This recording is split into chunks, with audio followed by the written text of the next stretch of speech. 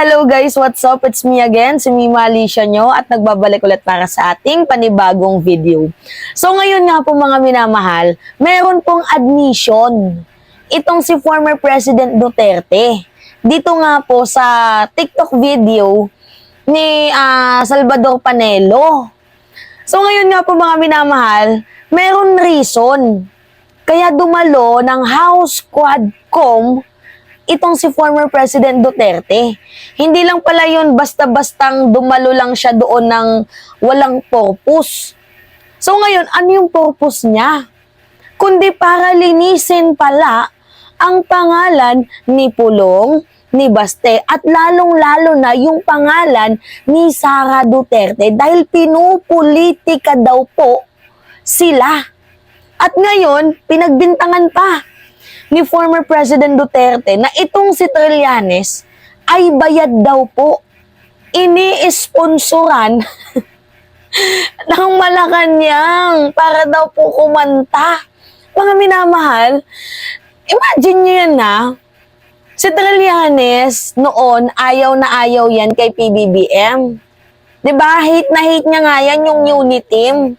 Kasi ang akala nga ni Trillanes noon na baka yung approach ng presidente ay same lang din sa magiging approach ng mga Duterte. Di ba alam nyo yan? Kakamping si Trillanes. At alam nyo mga minamahal, 2016 pa lamang po, pagkaupo pa lamang po ni former President Duterte, si Trillanes po, maingay na yan patungkol sa mga inhumane approach ni former President Duterte at kinakalkal niya mga minamahal ang bawat kahit konting sentimo ng baho ni former President Duterte para malaman ng mamamayang Pilipino na yung war on drugs na yan, smoke screen lang yan. Yung change is coming, scam yan. Para siya sa mamamayang Pilipino pero gumagawa ng illegal. Lahat po mga minamahal, 2016 pa po nagsimula niyan si Trillanes na bumubunganga at lumalaban at nagiging kritiko mismo ni former President Duterte. Kaya ang lakas naman ng loob mo para sabihin na itong si Trillanes ay binabayaran ng Malacanang. Yan yung mahirap dito eh. Wala na ngang ebidensya. Ang lakas pang magsalita. Yan yung mahirap dito mga minamahal. Ganun po talaga sila kagagaling. Yung mambintang pero walang ebidensya.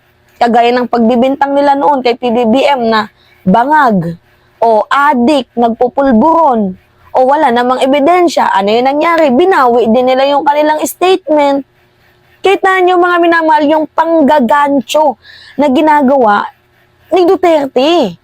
Diba tapos ngayon, ito yung purpose ni Digong kung bakit siya dumalo doon sa House Quadcom. Panoodin natin 2 minutes lang to mga minamahal. Kapag may gusto akong i-comment, i-stop ko lang. Gusto ko lang naman lumabas yung totoo ito.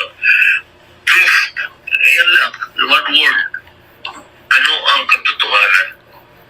Dapat ilabas, lalo na kay Inday.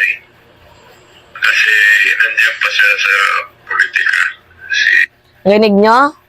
Gusto daw ilabas yung katotohanan. Si Inday hindi involved sa ganito, si Baste hindi involved sa smuggling, si ganito ganyan. Yung ganun mga minamahal, ganun po yung gustong i-insist, i-intact ni former President Duterte. So, ginamit niya yung House Quadcom.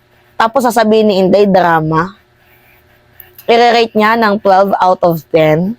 Paano naging drama yun? Ipikon kay Trillanes. Diba? Kung hindi pikon, hindi magkakaso. Alright. Pulong mo pati si Baste. Pero especially Inday kasi national siya. Teka muna, Presidente Duterte, sabi nila hindi ka na raw tatakbong mayor? Ito yung mga katulad ni Panelo, narinig niyo yung tanong, Presidente Duterte, sabi nila hindi ka na daw tatakbo ng mayor. Ito yung mga dukdok demonyo eh. Alam niyo kung bakit? Hindi na nga makalakad yung tao. Kinukuma na nga yung tao. Diba? Ulyanin na nga kung magsalita, tapos papatakbuhin nyo pa. Ano na yung katawan, no? Lantang gulay na. Papatakbuhin nyo pa. Kasi sila yung mga taong sumasabit lang, totoo, sa kasikatan ni former President Duterte. Aminado naman tayo mga minamahal na famous president itong si Duterte, hindi sa mabuting approach, bagkus sa pagpatay ng mamamayang Pilipino. Doon ko siya nasasabing famous. Kasi doon siya magaling eh. Diba? Sa deception, coercion, lying, manipulation, in short sa pambubudol. Doon magaling itong si Digong. Alright. Alam mo sa totoo lang, Sal,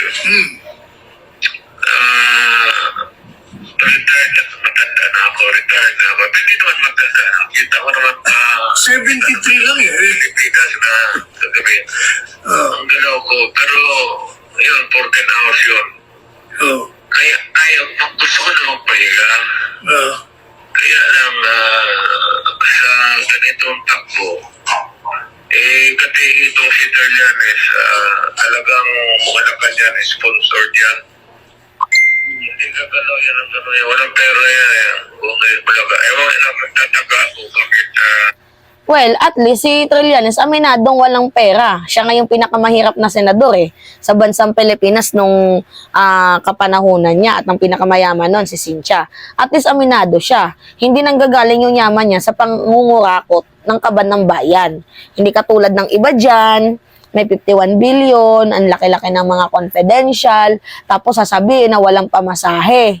O wala ka palang pamasahe, di buksan mo yung bank secrecy waiver para nang malaman natin yung pera mo, kung gaano kadami at kung wala ka talagang pamasahe.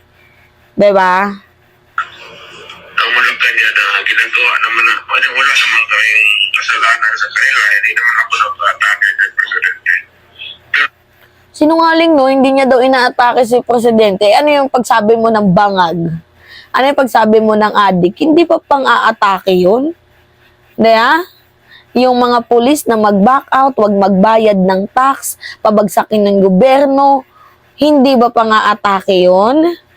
Ha? Yung tinawag mo na si Lisa ang namumuno sa lahat, 'di ba? Si Martin gustong maging prime minister, hindi ba pang-aatake sa gobyerno 'yon? Oh my God, Duterte, matandang hukluban ka na talaga. Alam ko na si Trillanes nagtrabaho kay President Marcos. So, pagka ganun, mapipilitan akong tatakbo uli ng mayor. So, parang araw, baka sila o manalo o talo, makikita namin kami sa politika. At tingnan natin kung ano ang sa what lies or what lies ahead in the future. Yan. So yung reason niya, kaya siya dumalo doon mga minamahal sa House Quad Committee hearing, kasi gusto niyang linisin yung basura ng kanyang anak na nabisto, especially si Inday, yung 16 million, 15 million, yung travel expenses, si Pulong, si Baste, yung about sa drug smuggling.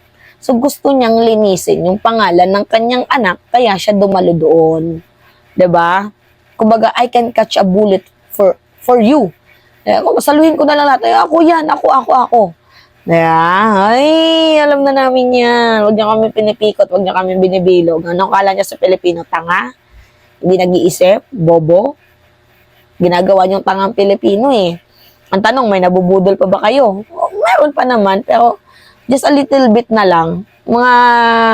Tingnan mo naggagawa sila ng rally, wala nang dumadalo sa kanila, wala na kasi silang nauuto. Yung karakter nila na si Cathy Binag, wala. Si Morales, wala. Si Cardema, wala. Sinabon lang. Hindi effective mga minamahal. Yung mga karakter na nilabas nila. Kumbaga ganun pa din, wala bang medyo malakas-lakas na alas dyan? Kasi yung malakas nilang alas, adik si Marcos. Kaya nga lang, hindi naman pinaniwalaan. Kasi according to the expert, sa mga doktor, at pagbabasihan natin yung mga ebidensya, hindi naman gumagamit ng pinagbabawal na gamot itong ating presidente. Diba? Anyway, mga minamahal, yun po. By the way, sa mga taga-Samar dyan, ingat kayo, especially sa mga taga-Lawang ha. mga Tagalaw-ang Northern Samar, ingat kayo dyan. Kasi si Mima ay Tagalaw-ang. Anyway, yun po, it's me again, si Mima Alicia Nyo, at nagbabalik ulit para sa ating panibagong video.